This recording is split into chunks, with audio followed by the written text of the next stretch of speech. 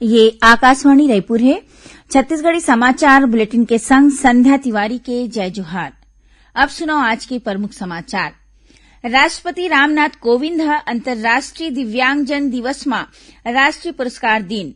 छत्तीसगढ़ मिलिस 3 राष्ट्रीय पुरस्कार। प्रदेश में होया नगरीय निकाय चुनाव पर आज नामांकन जमा करे के आखिरी तारीख। उम्मीदवार 6 दिसंबर तक नाम वापिस ले सकत है। और जवाद तूफान के असर ले अवैया 48 घंटा के दौरान प्रदेश के जसपुर, बस्तर, सुकमा और ओखर ले लगे जिला मन में हल्का ले मध्यम वर्षा होए के संभावना। अब समाचार विस्तार ले। राष्ट्रपति रामनाथ कोविंद आज नई दिल्ली में अंतर्राष्ट्रीय दिव्यांग दिवस में दिव्यांगजन के सशक्तिकरण के दिशा में सुघ्घर काम बर राष्ट्रीय पुरस्कार दिन। एमा छत्तीसगढ़ ला घलो 3 राष्ट्रीय पुरस्कार मिले हैं। ये पुरस्कार व्यक्ति, संस्थान, संगठन, राज्य और जिला मन ला उखर सुघ्घर काम और दिव्यांगजन के सशक्तिकरण की दिशा में काम करे बर देगे है। विज्ञान भवन में राखे गए कार्यक्रम में छत्तीसगढ़ के महिला और बाल विकास मंत्री अनिला भेड़िया राष्ट्रपति ले ये पुरस्कार लीन। मुख्यमंत्री भूपेश बघेल राष्ट्रीय पुरस्कार बर जम्मो श्रेणी के विजेता मन ला बधाई देवत आघू घलो दिव्यांगजन मन के हित में सुघ्घर काम करे बर शुभकामना दीन।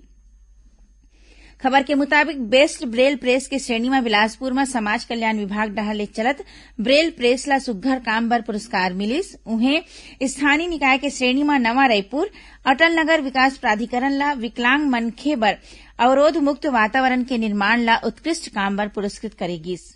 एखर संगे संग दिव्यांगजन मन ला स्वरोजगार बर सर्वश्रेष्ठ नियोक्ता के श्रेणी में समता कॉलोनी रायपुर के नुक्कड़ टी कैफे वेंचर्स एलएलपी ला सर्वश्रेष्ठ नियोक्ता के रूप में राष्ट्रीय पुरस्कार ले सम्मानित करेगी। प्रदेश के 4 नगर निगम समेत 15 निकाय मन में आम चुनाव और 17 वार्ड में होवैया उपचुनाव पर आज नामांकन जमा करे के आखिरी तारीख रहीस। उम्मीदवार 6 दिसंबर तक नाम वापिस ले सकत है। एखर बाद चुनाव चिन्ह बांटे जाही। निकाय चुनाव में 10 जिला के 15 शहर में 20 दिसंबर के वोट डाले जाही। निकाय चुनाव ला देखत आज कोरिया पुलिस बैकुंठपुर में फ्लैग मार्च निकालिस, जौन शहर के आने रद्दा ले गुजरिस। फ्लैग मार्च में उप पुलिस अधीक्षक कविता ठाकुर समेत बड़ संख्या में पुलिस अधिकारी कर्मचारी शामिल हुई। केंद्रीय स्वास्थ्य मंत्रालय कहे है कि सरकार कोरोना के ओमिक्रॉन वेरिएंट के स्थिति में नजर राखे है और बेरा बेरा में उचित दिशा निर्देश जारी करत है। एती छत्तीसगढ़ में घलो कोरोना के नवा वेरिएंट ला देखत राज्य सरकार डहले स्थिति में सरलग निगरानी राखे जावत है।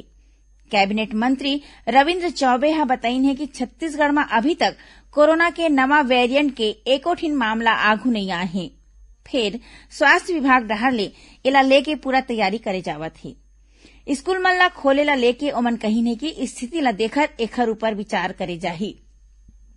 दूसर कोती नेता प्रतिपक्ष धरमलाल कौशिक लोगन मन ला कोविड गाइडलाइन के पालन करे के अपील करीन है। संगे संग ओमन स्कूल मन ला 100% क्षमता के संग खोले जाए में कहीन है कि एखर ले लइका मन के संक्रमित होए के खतरा बाढ़ सकत है। एला देखत ओमन राज्य सरकार ले एखर ऊपर विचार करे के बात कहीन। छत्तीसगढ़ में कोविड टीकाकरण के काम जोर शोर ले चलत है। प्रदेश में 90% पात्र लोगन मन ला कोरोना के पहली टीका और 49% लोगन मन ला कोरोना के दोनों टीका लगा देगे है। यही बीच प्रदेश के धान खरीदी केंद्र मन में घलो कोरोना टीकाकरण करे जावत है। धान खरीदी के पहले दिन स्वास्थ्य विभाग के टीम बिलासपुर, राजनांदगांव और बेमेतरा जिला के उपार्जन केंद्र मन में पहुंच के लोगन मन ला टीका लगाइन। जल्दीच प्रदेश के जम्मो जिला मन के धान खरीदी केंद्र मन में घलो स्वास्थ्य विभाग की टीम पहुंची। उन्हें कोरिया जिला के बैकुंठपुर में कोविड टीकाकरण महाअभियान के तहत एक दिन में 70,000 पात्र लोगन मन ला कोरोना ले बचाव के टीका लगाएगी। जिला में टीकाकरण महाअभियान काली 4 दिसंबर तक चलही। एती बलौदाबाजार जिला में 8 दिसंबर के कोविड वैक्सीनेशन महाअभियान चलाए जाही। छत्तीसगढ़ी समाचार आप मन आकाशवाणी रायपुर ले सुनत ह। अब आगू बाढ़बो बाँचे समाचार कोती। सुनैया मला बता दन कि आजादी के अमृत महोत्सव के तहत प्रादेशिक समाचार एकांश आकाशवाणी रायपुर डहाले प्रश्नोत्तरी कार्यक्रम शुरू करेगी हवय। एमा छत्तीसगढ़ी बुलेटिन सुनैया मन बर आज के सवाल हवय। बछर 1858 में सार्जेंट मेजर सिडवेल ला मरैया हनुमान सिंह कहाँ के रहुवैया रिहिन।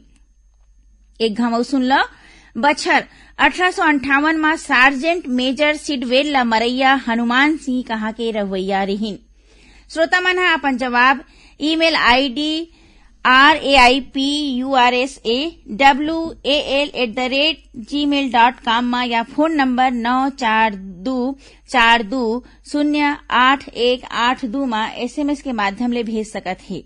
जौन श्रोता के सही जवाब सबले पहली मिलही ओला विजेता माने जाही अउ ओखर नाव के घोषणा काली के छत्तीसगढ़ी समाचार बुलेटिन में करे जाही। संगे संग ओला प्रादेशिक समाचार एकांश डहर ले ई प्रमाण पत्र घलो दे जाही। राज्यपाल अनुसुईया उइके हा आज अखिल भारतीय आयुर्विज्ञान संस्थान एम्स रायपुर में association of medical biochemists of India के 28वां राष्ट्रीय सम्मेलन के उद्घाटन करीन। ये मौका में ओमन कहीन है कि बायोकेमिस्ट्री रोग की पहचान और निदान में विशेष भूमिका निभाथे। ओमन कोरोना महामारी के दौरान बायोकेमिस्ट और एम्स रायपुर के भूमिका के सराहना करीन। राज्यपाल कहीन है कि अभी कोरोना के नवा वेरिएंट ओमिक्रॉन के पहचान करे गे हे। ओमन विशेषज्ञ मन ले आग्रह करीन है कि उखर चिन्हारी और बचाव के उपाय करे जाए। स्वतंत्र भारत के प्रथम राष्ट्रपति और स्वतंत्रता संग्राम सेनानी भारत रत्न डॉक्टर राजेंद्र प्रसाद के आज जयंती हरे। ये मौका में राष्ट्रपति रामनाथ कोविंद, उपराष्ट्रपति एम वेंकैया नायडू, प्रधानमंत्री नरेंद्र मोदी हा ओमन ला श्रद्धांजलि दीन। प्रधानमंत्री हा अपन ट्वीट में कहीन है कि डॉक्टर राजेंद्र प्रसाद हा देश के स्वतंत्रता संग्राम में विशेष योगदान दीन। उन्हें छत्तीसगढ़ के मुख्यमंत्री भूपेश बघेल हा डॉक्टर राजेंद्र प्रसाद ला उखर जयंती में नमन करत उखर योगदान ला सुरता करत कहीं कि ओमन संविधान सभा के अध्यक्ष के रूप में देश ला एक मजबूत संविधान दी। विधानसभा अध्यक्ष डॉक्टर चरणदास महंत आज विधानसभा परिसर के सेंट्रल हॉल में डॉक्टर राजेंद्र प्रसाद के फोटो में श्रद्धा सुमन अर्पित करके ओमन ला सुरता करीन। बंगाल के खाड़ी के दक्षिण पूर्व के ऊपर बने अवदाब उत्तर पश्चिम कोती बाढ़त हे, जौन चक्रवाती तूफान में बदल सकत हे।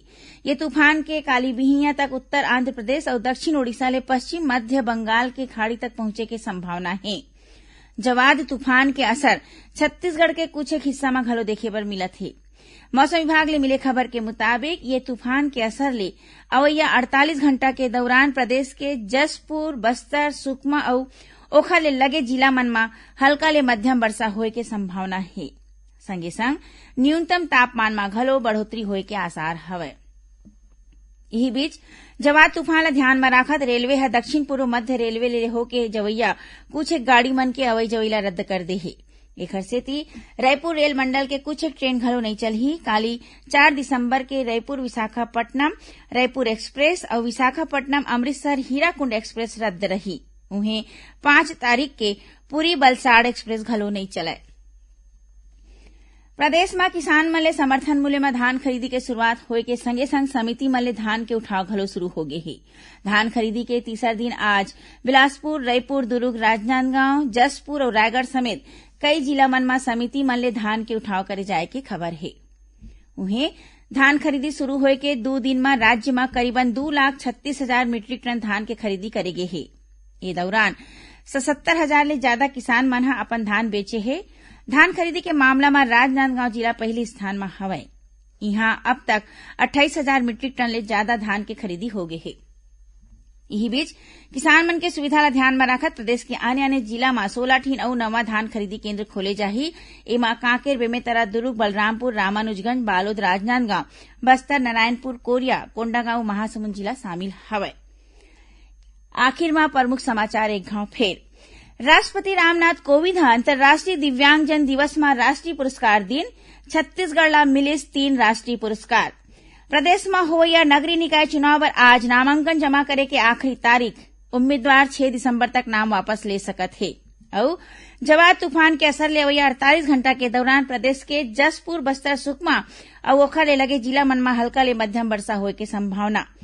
एकरे संग छत्तीसगढ़ी समाचार बुलेटिन इहे सिरावत हे। जय जोहार।